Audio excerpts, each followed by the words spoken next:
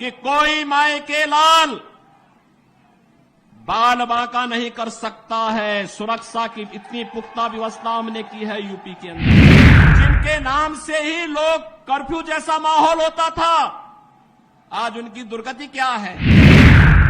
एक दुर्दांत माफिया ऐसा भी था बहनों और भाइयों, जब आज समाजवादी पार्टी की सरकार के समय चलता था तो मुख्यमंत्री हो या मुख्य न्यायाधीश, इन सब के काफिले रुक जाते थे और माफिया का काफिला निकलता था।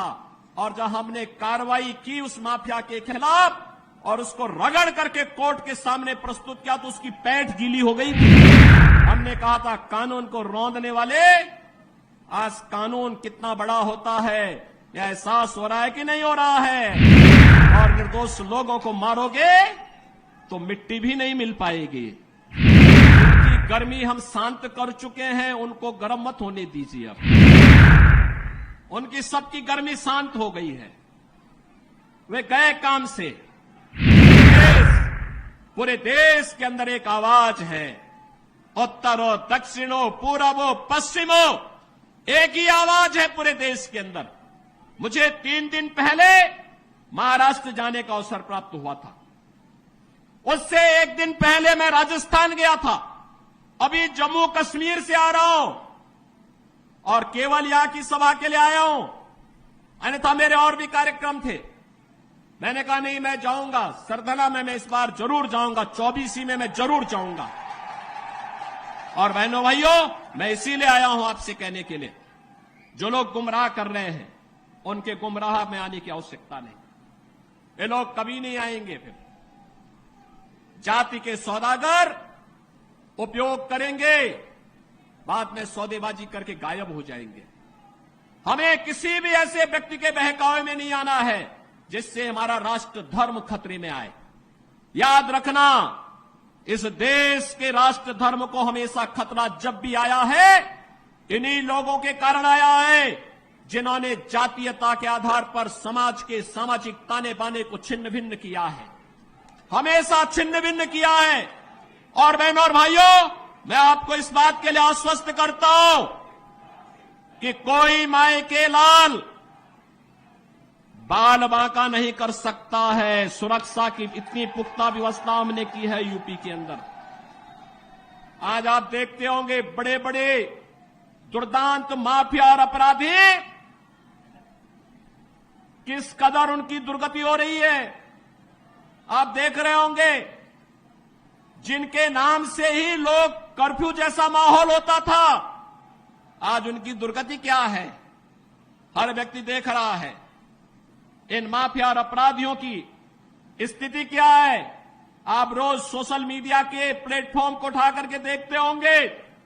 एक दुर्दांत माफिया ऐसा भी था बहनों और भाइयों, जब आज समाजवादी पार्टी की सरकार के समय चलता था तो मुख्यमंत्री हो या मुख्य न्यायाधीश, इन सब के काफिले रुक जाते थे और माफिया का काफिला निकलता था। और जब हमने कार्रवाई की उस माफिया के खिलाफ और उसको रगड़ करके कोर्ट के सामने प्रस्तुत किया तो उसकी पैंठ गीली हो गई थी, उसकी पैंठ गीली हो गई थी। और तब हमने कहा था, उस समय उसको हमने कहा था कानून को रौंदने वाले, आज कानून कितना बड़ा होता है यह एहसास हो रहा है कि नहीं हो रहा है। और निर्दोष लोगों को मारोगे तो मिट्टी भी नहीं मिल पाएगी।